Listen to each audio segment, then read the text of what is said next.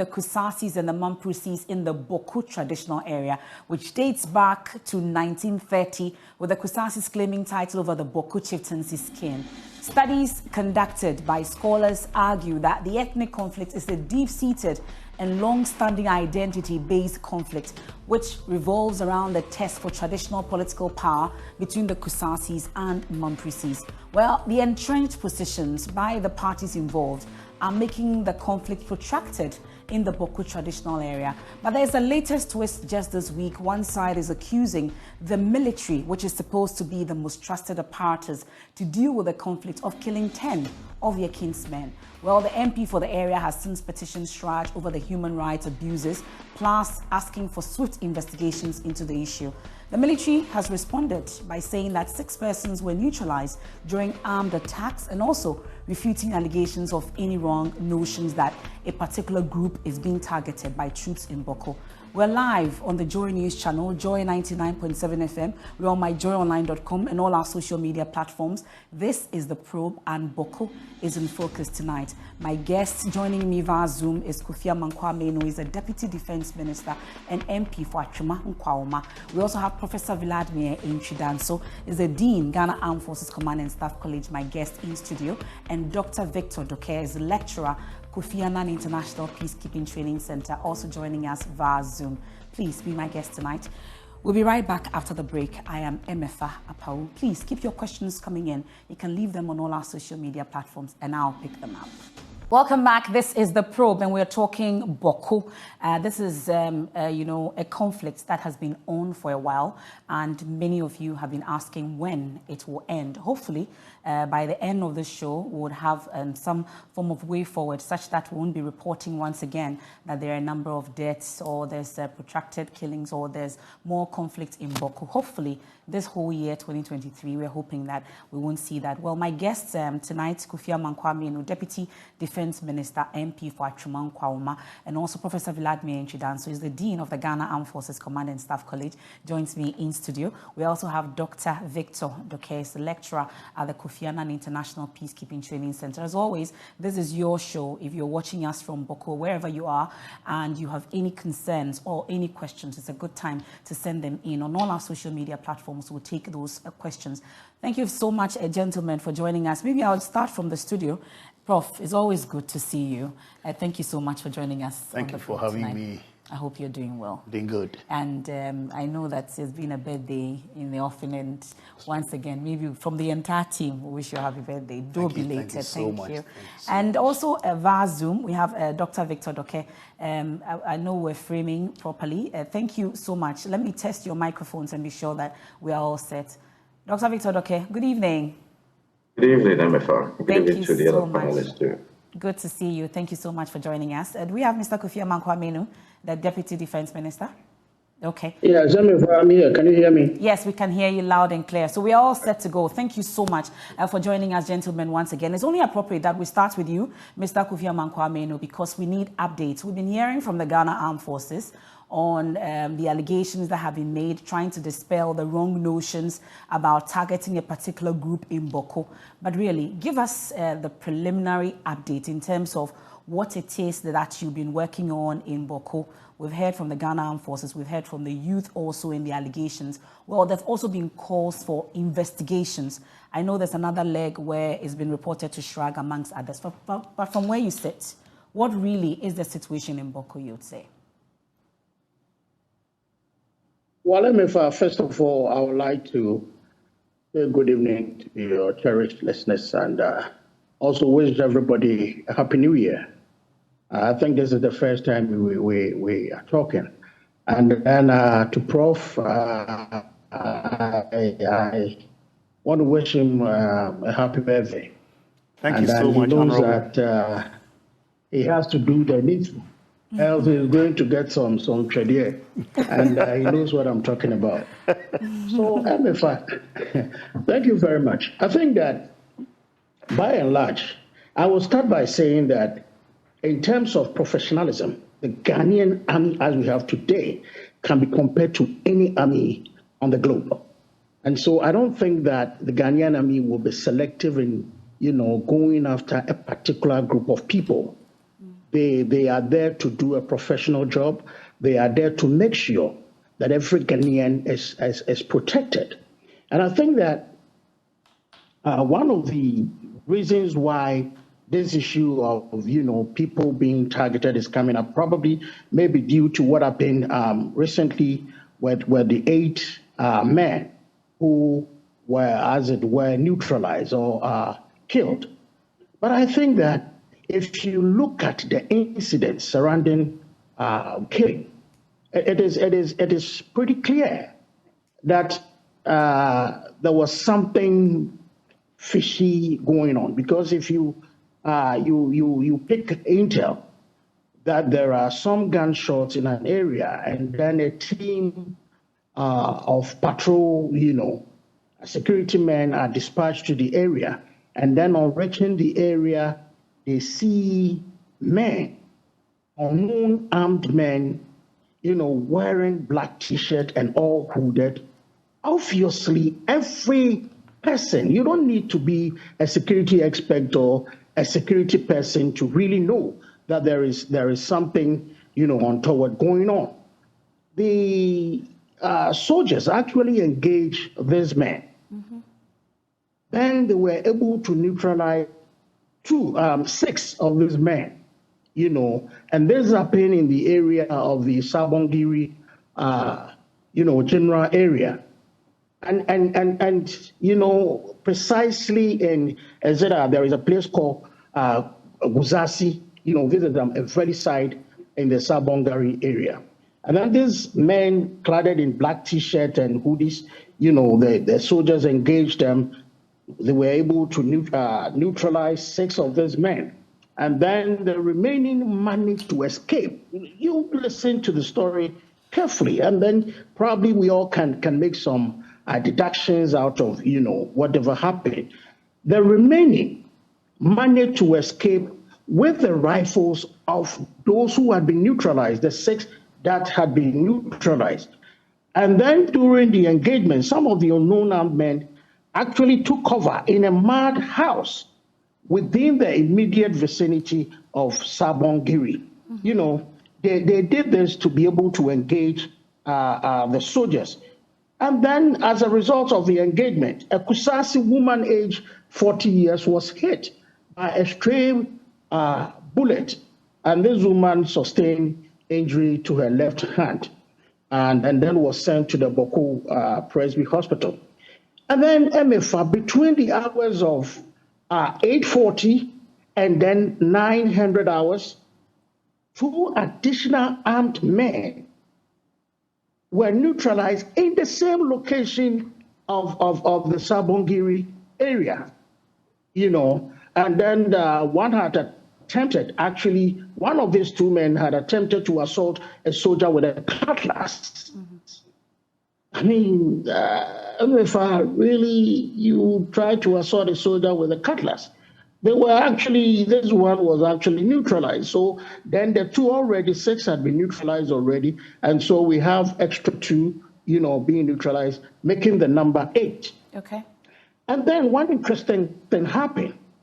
Between these hours of 8:40 and then 10:30 hours, the military, together with the divisional police, conducted a search at the incident area. And to the surprise of the security agencies, they found 1 by G3 empty magazine, and then 15 empty cases of 7.62, 39 rounds. There was a further search in this immediate area or the incident area. And again, a very interesting thing happened where another man was found, a suspect. This is a Kusasi, also aged about 40, was found hiding on a tree, on top of a tree. While he was arrested and handed over to the police. And then the remains of the 8 were also deposited at the Bawku Presby hospital. Mr. Menu, at this point, if I may come in. Ask yourself. Just a minute, Mr. Menu. So the story we heard before the Ghana Armed Forces and the accounts that you're giving is that to the extent that there was a child that was running into a bush and was chased and was also killed. We are told the story about a man that also went into a hay house and was also, the whole place was burned down, killing the person in the process. We haven't heard that account. Did that actually happen? And what can you say to that? I started by saying that the Ghana military or the Ghana Armed Forces as one or can be compared to any armed forces, in terms of professionalism. I think that it will be absurd to see our military men enter houses to really bring people and to burn down houses. I mean, that really would be absurd.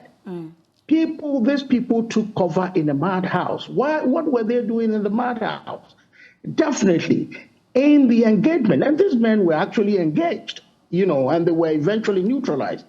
Possibly, I mean, in the heat of the engagement, anything probably could have happened.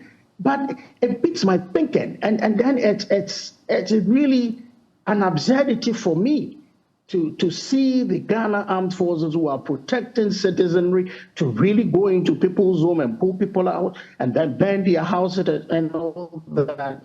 Really, for me, as per the report I have, there is nothing, stated in that report. And that really will be some kind of absurdity for me. And that really will not be something that I would expect, coming from the kind of soldiers we have, especially looking and judging the way they are trained and the level of their professionalism. Well, from the briefing that you have, they can really do such a thing. That would be a surprise to me. Well, from the briefing that you have, you've mentioned that it's an absurdity. It's a surprise to you, amongst others. But we've heard some of the MPs from that area, also the MP itself, the Bawku Central MP, amongst others, asking for an investigation into this, because it appears that is the account of the people versus that of the Ghana Armed Forces.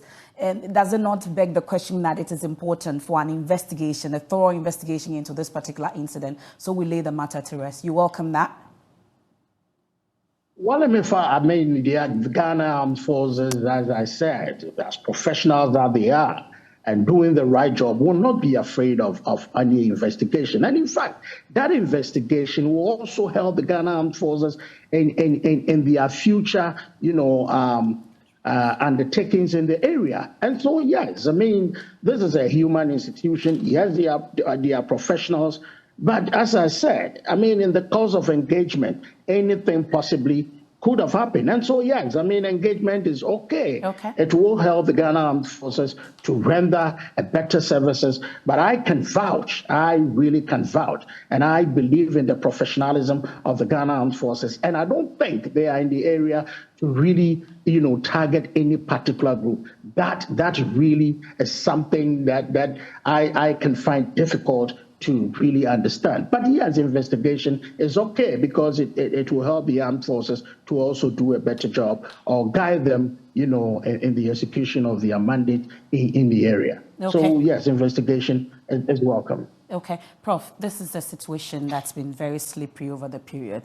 It's mutated from chieftaincy, ethnic and political twist. And the latest one, the people now accusing the military of taking sides in this whole conflict. From where you sit, really? What's your own assessment of it? Well, from where I sit, nothing surprises me. When you have an intractable kind of conflict like the Bawku, and we have about 74 of them in Ghana already, being fed of late by politics, the politics that we run in this country, then you will have these situations always occurring. In actual fact, yet it's ethnic, it's historical, it's a narration, additions, subtractions, and whatnot.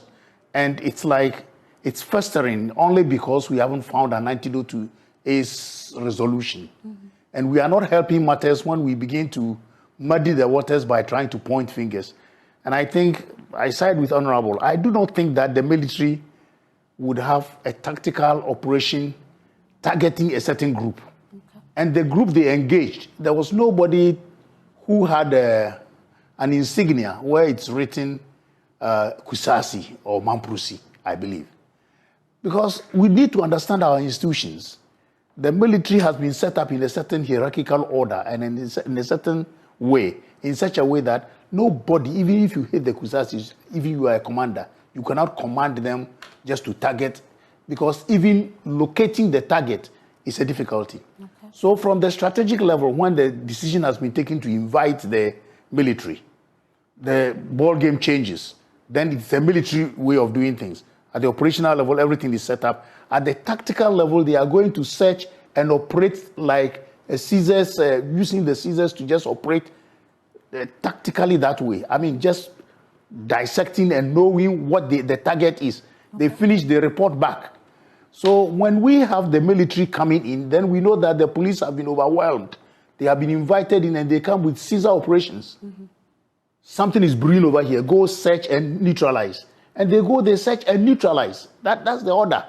They go, they make sure that the thing does not escalate from the point. It's like making sure that the group doesn't move away or traverse this kind of line. Okay. They don't have, and so that is the target. And you fulfill the mandate. You know, it can be a section of about 9 people. It can be a whole battalion. It can be a whole thing. Mm. So once they know the target and they know they need a section, they'll go with a section. If they need a battalion, they'll go with the battalion commander. And the strategies they mapped out in order to fulfill the mission. Mm-hmm. They call it a mission. So they go in as if they were in a theater of war. Okay. And in the theaters, I said, it is the knives and whatnot, and the doctor knows where to cut and where not to cut. There's something he's looking for in the tummy or whatever organ he is operating upon. And they go there and with precision, they solve that like Honorable was explaining. Mm-hmm. Said they saw some, whatever it is, and the people were engaging them. It becomes an object. It becomes an enemy. Mm. And with an enemy, that's how the military operates. Okay. So if in the course of it people die, it is part of the operation. It's unfortunate. No death is justifiable. But if we don't understand what the military is, and then we believe that, oh, we are Mamprusis or we are Kusasis, and we believe that these people are coming on behalf of these people and we are engaging the military, you are engaging an entity which is not part of you. That's it. So it's unfortunate as it is. I wasn't expecting anything than what happened, that there will be casualties. And if it is the military which brought about those casualties, then they were doing their duty, unfortunate as it is. Then these are some of the things we have not understood in our Ghanaian context. Unfortunately, we bring in the military a little quite too soon. A political head over there just feels that the police, and my take on this actually is the very fact that we need to beef up civilian control over crisis management. Okay. What we mean is that in crisis management, we have all the theories. The civilian authorities are led by the police. Mm-hmm. It is only when they are overwhelmed that you call in the military. And when you call in the military, they leave everything to the military. The military does their precision work and hand over back to the police. Unfortunately, in our situation, when there is a police station overrun by some miscreants, then quickly we call in the military. But over the period, this has been a lingering conflict. Yes. It's been a situation that has not been controlled over the period. Is that not why they've had to bring in the military to deal with the situation? Well, and whilst we are bringing in where we are now, the issue about trust has also come up, such that one side of this conflict does not trust that the military is there for all and is there targeted at them. How then do we... That's the unfortunate situation when we believe that state institutions are there for a certain kind of... And it's because we politicize our conflicts. Mm-hmm.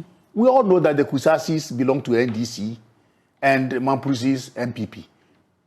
Unfortunately, when the conflict started some 100 years and beyond ago, there was nothing like MPP or NDC. Okay. So it mutates and begins to take various forms, each one looking for where they could get some support. And unfortunately, because I'm told, and verily I know this to be true because a commanding officer told me this in the past, so some politicians go to the area and you have bodyguards guarding them with AK-47s. Which military will allow you to do that? And this CEO who told me this story is saying that he, how do I call it, disarmed them once upon a time. Why would those people walking about with AK-47? Where did they get the guns? And where did they get the money to buy such sophisticated arms? So the politicians are also fueling. They are putting fuel onto the whole thing. We don't need them. We need to find out the root causes of all these problems. Every conflict is like a pyramid or upside down, know, or a triangle upside down. It can only stand on its own when there are props to the edges. And one of the props is politics. And that's why it's festering so much. Other than that, it is chieftaincy. We can use all the methodology in chieftaincy to solve it. If it is, yes, if it is the communal miscommunication, we'll do that. If it is ethnic, if it is cultural, there can be cultural, historical, unresolved issues from their ancestral coming, settling, and that kind of thing. That's the Bawku case. We can use that, and that's the same thing with Halavanya Onkonya. We could use all these things to bring about some kind of communal cohesion and that kind of thing. But as soon as you bring in politics, which is a zero-sum transactional game, that's what we're doing in Ghana. Politics has become a zero-sum transactional game. And therefore, if it touches the ethnic and touches the cultural and whatnot, they also break into that realm. And that is why it becomes intractable. Well, let me bring in Dr. Victor Doke. He's also done some extensive work on Bawku. As a security watcher, I know you've been monitoring the situation as we have it till date. And knowing the extensive work you have done in Bawku, what's your own reading, you'd say? You'd have to unmute, Victor. Yeah, so very sorry. Can you hear me now? Much better now, sir. So thank you very much for the opportunity. My take, as we all know, as Professor already stated, a historical background with regards to the Bawku conflict. A lot of researchers have gone to the area to collect data and analyze and published.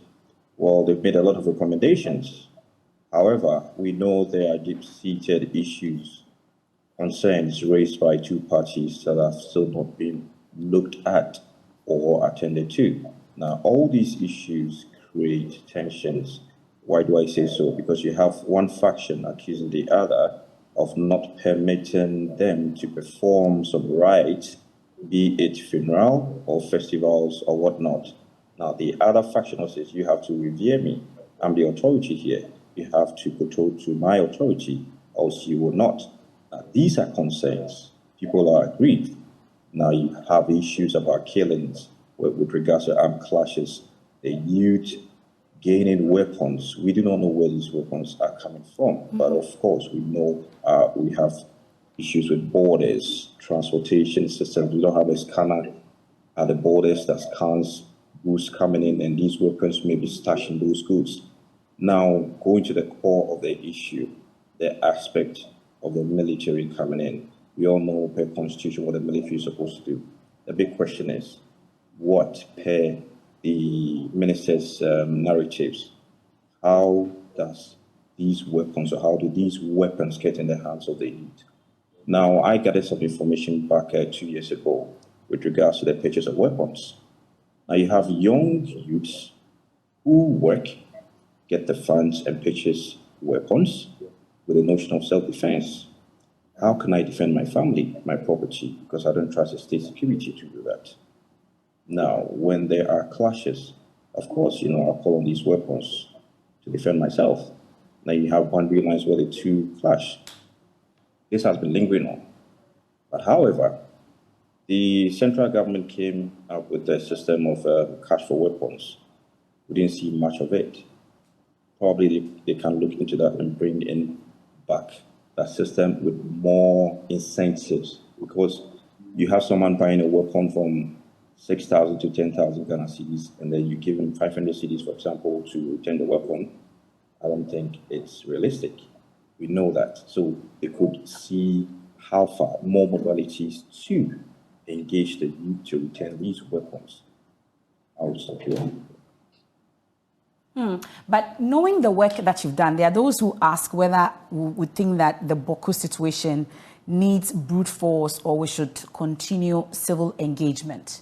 Will civil engagement work, or brute force is the way to go? I would not suggest brute force, because when you use brute force, then you are equally telling the youth also to engage with brutality. Now, I would envisage that stakeholders, be state agencies, through the National Peace Council, the state security, and CSOs, the local representation, that's the Bawku Inter-Ethnic Peace Committee, would engage. Now, the results for my work stated sustained engagement. We do not have that process continuing. We start the process and then we stop at a point. How then do we achieve with regards to conflict resolution or tackling the issues that have been raised by other parties and dealing with them for either side to be at peace, and then finalize the process and declare the conflict over? So I would always support the aspect of civil engagement. Well, maybe something, so every renewed situation that I have reported on over the period always comes with deaths, at least from all the reports we've recorded over the period. Renewed clashes in Bawku, 6 deaths. This, all the time we are counting numbers as though they were inhumans. But the concern is, over the period, what kinds of engagements have we had such that the situation still lingers? Is the concern. Way forward, what really is the situation and the challenge in dealing with this Bawku situation? Well, if I would like to chip in one or two things and then, come to the question. See, it isn't a situation that the military all the time is called in at the slightest instance of some, misunderstanding. If you look at what is happening in Bawku, all the security agencies are working, hand in hand. We have the civil police doing their work. We have the NIB, National Investigation Bureau, also doing their work. So it is when the situation, obviously when there are gunshots and all that, then, the military is invited to come in. So it is not that the military is working on its own, and police is working on its own and all that. I believe, and I agree with the assertion by the Prof and then Doc.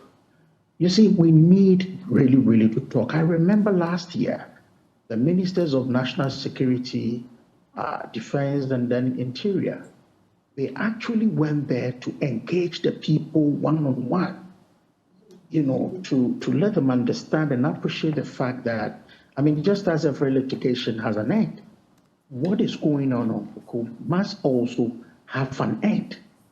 Definitely, we need to bring this to an end. And we can only do that if we talk to ourselves and then also try to push this issue of mistrust behind us. For one thing, for me, it's scary. And I think that the earlier the people of Bawku really appreciate this, the better it will be for the entire country. We live in this country where the activities of terrorists is staring us in the faces.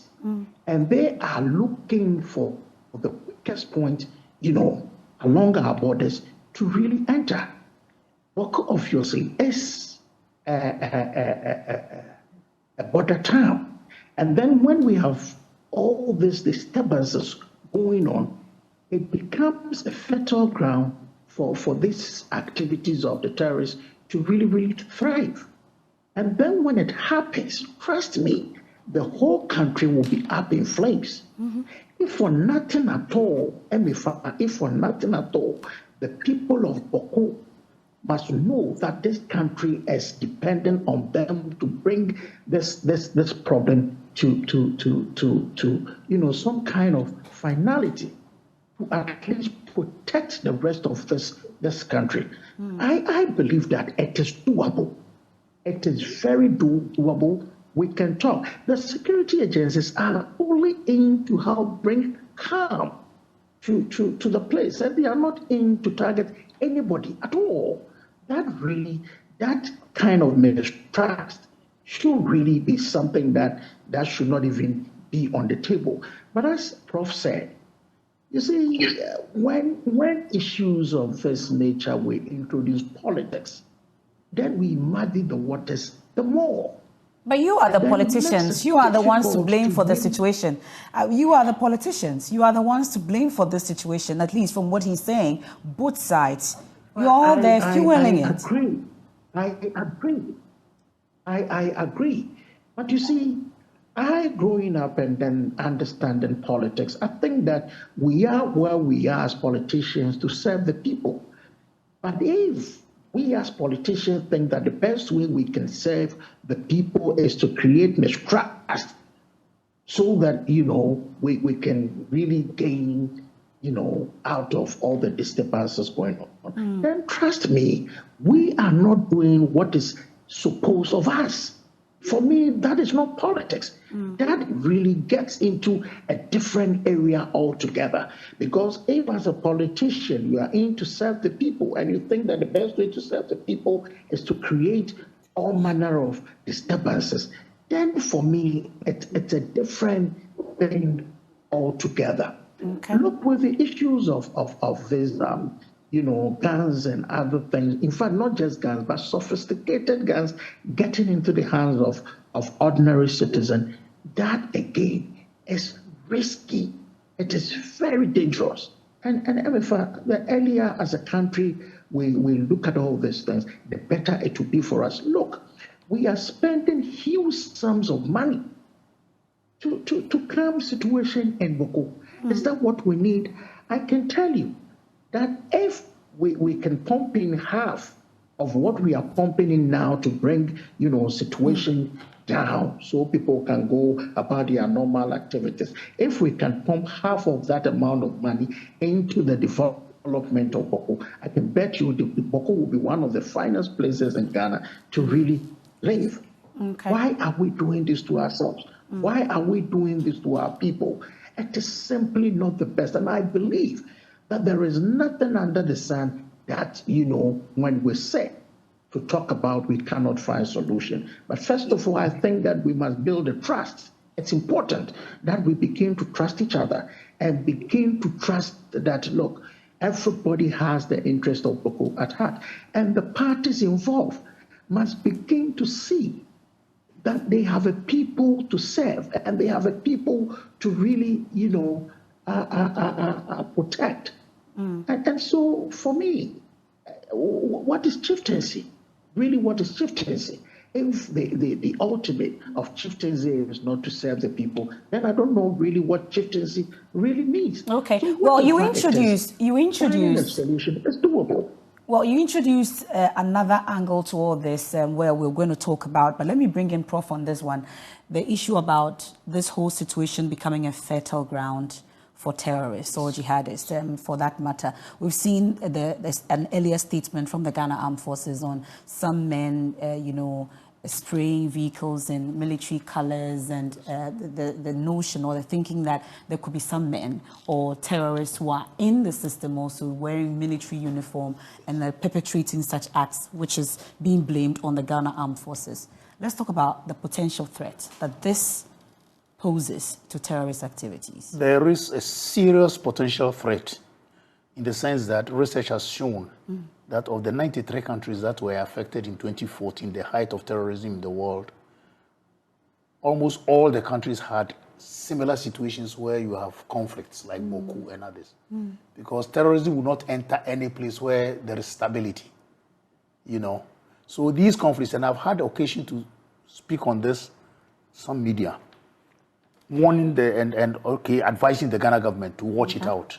See, there is the possibility of any of the factions, as intractable as the conflict is, anytime we see escalation, we say, oh, it's the usual thing, let's bring in the military. But there is the possibility that one of the factions can import terrorists to come and help them to defeat the enemy once and for all. And that's how terrorists stay. So if you take the Sahel area, for example, the Azawad people who wanted to found their own country and that sort of thing, began importing Al-Qaeda in the Maghreb, which were more of southern Algeria. They were more to worry the Algerian government. But they found solace in coming down to have a place to settle. Large swaths of land, come help us defeat the other terrorist groups or other remnants of this thing, historically, we want to find out. And that is how, in the Sahel today, 70% of all terrorist activities in Africa is in the Sahel. 70%. Now, Boko Haram imported ISWAP, ISIS in the West African province, and they have now settled fully. So were they imported by Al-Shabaab, and they are coming down all the way to Mozambique. I am afraid the Kusasis or the Mampusis will one day import one of them, Chinim or whatever it is from the Sahel, come help us. And all we'll be seeing is that there will be intensification of the conflict over there, and one side will win. And if one side does win, terrorism has come to stay. And I've warned already. I've warned. And that honorable has raised it. We should be very careful about it. And in that sense, they begin to now engage our military or any other security force over there, because they will also want to have territory. And Bawku will be ungovernable. Bawku will be a no-go area, and then they will begin to spread from there. And any of the spots that we have around Ghana could do the same thing by importing these people who are more sophisticated, drunk in war, and they are more poised for. And, it's very difficult to defeat them. A Nigerian army of over 200,000 is unable to wipe out Boko Haram of 3,500. So let us not think that we have a very respectable army. Fine, yes, I respect them very well. If you want to engage them, everywhere they have been in peacekeeping, we have the big marks. Yeah. So it is that I believe the FOBs we have up north are doing a good job. But let us not wait until we tackle terrorism, because there's no frontier. We call it low intensity conflict. It's no longer low intensity conflict because you don't have the enemy frontier, and we can't take them. Okay. Well, Dr. Doke, you, knowing the work that you did and your engagement with the people, and knowing how close that place is to Burkina Faso and the potential threat it poses to terror in this country, would you say that the people themselves are willing to end this protracted conflict from your engagements with them? Yes, MFR. Now, the problem is we should tackle it from the bottom-up approach. Let's look at the lingering problems. Without looking at those issues, we will get nowhere. Okay. Now, let's be cautious not to tackle it from the top-bottom approach. We need to see to it that those issues raised by the parties are resolved. Then we can now look at the bigger picture. Now, proximity of Mali, Burkina to Bawku, we all know, very close. As Prof and the Minister has already stated, this is a fertile ground. Without resolving the issues the two parties have raised, then it fuels the engagement of these jihadists to fight on our behalf. But we all know the results. Going forward, we can have a system where the civil society organizations will take the full role. When we look at the asylum seekers coming in, there should be an effective and efficient system of screening. Now, if the Ghana Refugee Board is there, then that's a good sign. They can collaborate and cooperate with the civil society organizations to have an efficient system of screening to identify ex-combatants or men in service, to fish out these jihadists, potential men who may cause havoc in Bawku. Otherwise, as Prof has already stated, would have one party aligning with any jihadist group, and it will not alter work for Ghana. Mr. Beno, are they already in the system, you would say? And not to cause any fear, but from where you sit and what you know, do we have them in the system already? Are we dealing with such a situation already? Well, let me it's often said that, there is an adage in Akan which says that, ononko, jato ononko abodi semwa, na wasensu esi wodiao. Nobody is to here to create panic or to cause panic. Whichever way one will want to look at it. But whichever the situation is, from where I sit, every now and then you kind of hear, people running away from Burkina Faso and entering Ghana and all that. You would never know who really is entering Ghana and also considering the porous nature of our borders. I remember last year before Parliament rose, there was, I think, a terrorist attack in Burkina. And I remember an MP calling me, and you could tell from the voice that he was such a worried man. And then I asked him, what is the problem? Apparently, some Burkinabés had entered his constituency, and the numbers were huge, and so he was worried. But thankfully, the military had already picked the intel, and they were in the area together with immigration to screen, and I think NADMO, yes, to screen all those who were entering. And so, I mean, where we are now, anything and everything is possible. And so it is important that as a people, we come together to try to nip this in the bud. Because when it happens, MFI, you will not know. It can't be you, it can't be me, it can't be Doc, it can't be Prof, it can't be anybody. You will not know. This is not going to be, say it's going to happen in Accra, Makola. We don't know what shape or form it's going to take. Yeah. But I still believe that if we come together as a people, we can fight this and protect our citizenry and protect our country. It is very possible. And as to whether they are in here or not, I believe that the security agencies are on top of their job, and whatever it is, I think that Ghanaians, yes, in as much as we must be vigilant, we should also trust that the security agencies are doing their job to make sure. What's the level of collaboration, though? What's the level of collaboration between our authorities and that of the Burkinabés, for instance, to avert these cross-border crimes? Is there a level of collaboration? There is. So, MFI, if you look at what even is happening under the Accra Initiative. The Accra Initiative basically was set up, for countries within the sub-region to really share ideas and then to, have intel on time. And so there is now a better collaboration, not just with Burkina Faso, but, with countries within the sub-region. And if the story. Most of these countries within the sub-region have gone down, or tasted this bitter pill of the terrorist activities. The only country left standing is Ghana. And so it is important that we deepen the collaboration to make sure that, at least we learn from where they fell, so that we can learn from that to protect, our borders. So under the Accra Initiative, there is now a stronger collaboration with almost all the countries within the sub-region to nip this in the bud. Because obviously, with what is happening, if it happens in Niger, Mali, or Burkina Faso, Togo, Cote d'Ivoire, Nigeria, Benin, then obviously it is inching towards our country. And so it is important. It is really, really, really important that we deepen the collaboration. And thankfully, this is being done under the Accra Initiative, where, the security heads every now meet to compare notes.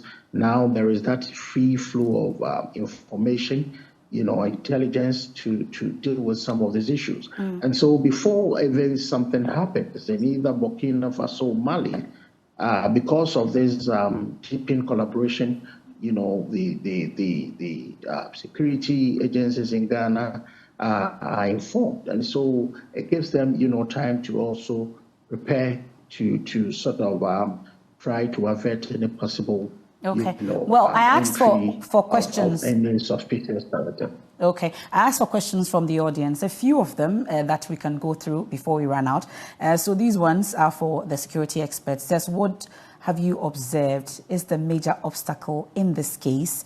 And also, what do you think? But do you think that the men on the ground are enough to contain the situation?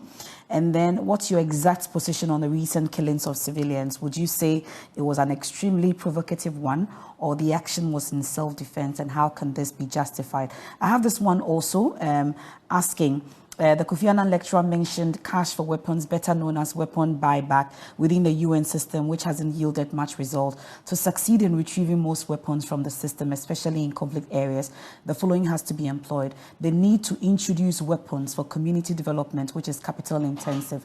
Respectfully ask the Deputy Defense Minister whether government is committed to embarking on weapons for community development to minimize the arms proliferation in these conflict areas. And the second part is the need to beef up security at the various borders, especially at unapproved routes. That's where most of these weapons enter into the country. So that's for you, Mr. Main. You can chew on that, but let me briefly take responses from Prof. and then also Dr. Doke on some of the questions that have come. The men on the ground, do you think it's enough to contain the situation? What the major obstacle in this case is, and then probably whether it was in self-defense, or how can this be justified? Well, security is just not in numbers, as I indicated. Okay. The whole of the Nigerian army has not been able to obliterate the Boko Haram, which is just around 4,000. And so it's just not the numbers, but how you strategize for your security, intelligence gathering. Everybody becomes a security person. You know, our security was tight in intel collection and that kind of thing. That was why about 6 years ago, people have forgotten. We were asking whether they are here already. They are. 6 years ago, we intercepted 3 beautiful girls going to be wives of ISIS in the same Bawku town. This is a record. It's there. We have forgotten. That's some few years ago, about 6 years ago. We intercepted them. They have been recruited through the various means, but Intel gave us what it is, because we were collaborating with Burkina and that's right. And on and on and on, we have this Accra initiative that the minister is talking about, which is helping a lot. And it's under a whole major general, you know, the Operation Corridor, who is under a whole major general, which means that we are doing very well on that. But you and I should be part of the security. See what and say what is very, very important. Say something. Yeah, see something, say something. It's very, very important. What you see is what you have to. And when people are moving, all the movements, you got to be very careful about it and report. Somebody has hired your house and he's paying 10 times what you were charging a Ghanaian, and you are happy. And you think he's there just for the beauty of your house or what. So there is a lot when it comes to fighting terrorism. The whole Bawku situation is a multi kind of causal kind of thing. So the question as to what I think is the case is unresolved historical issues, tribal issues, miscommunication among the tribes, and history that has been narrated wrongly or rightly. All these things are there, spiced now by politics. Okay. If you want my take, seriously speaking, I don't believe in so much of this attack on the people, forcing them. You know, it reaches a point where what they have inside them is more hatred than whatever you are telling them.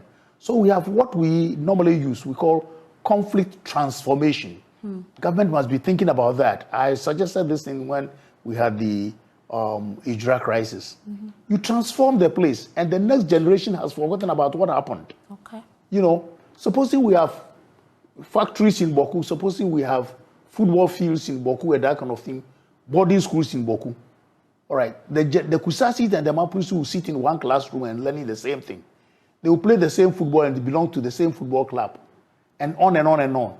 In the next generation, they have forgotten about what exactly. Yeah. So I believe in conflict transformation. We need to transform the place, and the place generates its own different conflict. Okay. It will be a football conflict.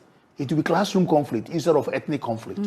So I believe in conflict transformation. Okay. That's what we should be doing. We should be targeting that conflict. The military, yes, as soon as you invite the military and in uniform and they have guns, they have something, they call it a mission. And that mission is in a theater. And that theater, they have to do it the way the doctor does his thing. Until they get to it. Until they get to it and neutralize the thing. And they are happy when they neutralize. When they have been able to neutralize the enemy object. That's victory. Okay. Right. And casualties have come. The fact that there are casualties even in wartime doesn't mean that is the end. They do their own investigation as to the laws governing the application of force. Okay. So even though casualties have come, the military itself will do their own investigation to start with. The commander will have to report and do a debrief. Yeah. On and on and on. The police will do their own investigation. CID will do their own investigation. If government wants to set up a probe, there will be another investigation. So these things happen. I say what the military did is not that they have intention, we are going to kill. Okay. But the mission might involve killing. Okay. Yes. Well, Dr. Doke, before we go to Mr. Menu on that question about the arms, so there was a general question to all of you about what the major obstacle for you was, and then the justification of the killing of civilians. Justified enough for you, you'd say? Well, I'll look at the major obstacle in this Bawku issue. Well, first of all, let's remind ourselves that we need resources when it comes to conflict resolution. Now, the state agency, that's the National Peace Council, the question is, how far have they come with assessments with regards to conflict resolution approaches or conflict prevention mechanisms? Yes, they've implemented one or two, but have they been able to sustain, evaluate, and conduct assessments as to which of the mechanisms is really working and achieving the desired goals? And how far have they come with resolving some issues? Are they cooperating on a level they should with the BIEC to achieve maximum results when it comes to issues raised by the two parties? The issue of mistrust from the two sides. We all know when you don't trust your neighbor, you cannot have maximum results. Now, I would entreat the parties to do away with the issue of mistrust and come to a common ground. The civil society organization on the ground, talking about BUDA, the Belingusa Development Agency, and ONEP have done a lot of, preventive aspects when it comes to prevention. I know BUDA, during my time of research, implemented early warning systems, peace education, and as they've been the peace building facilitator, have been able to engage the two parties. ONEP, talk about ONEP has its prevention system, the early warning system, the community monitoring team, which have achieved a lot of results.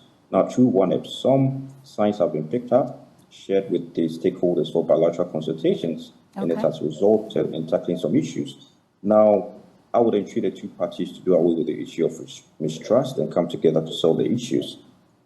Further, we should look at how to douse the issue about entrenched positions taken by both sides. Okay. Now, taking entrenched positions on what I want, the needs, my interest, will not help other side. We need to look forward and tackle the issue. Can the military be able to take responsibility or take up the question was, would the military be able to tackle the issue with regards to the Bawku issue, conflict? In my view, I think yes, with the role they're playing, which amounts to peace building, keeping the peace, yes, that is what they are trained for. Okay. Going forward, we should look at how the military hierarchy can have a cooperation with civil societies on the ground who have a lot of information, who know the dynamics of the conflict, and can provide intelligence to actors. Let's not forget, as they are picking intelligence, the youth are also picking intelligence of their movements. So we need cooperation in this regard. Okay. Let's use the civil society organizations and spearhead towards resolving the conflict. Okay, thank you so much. Mr. Menu, the questions that came in for you. So the issue about whether we know it's capital intensive, that's the weapons for community development. Are we committed to embarking on that and also beefing up security at the various borders, especially at unapproved routes?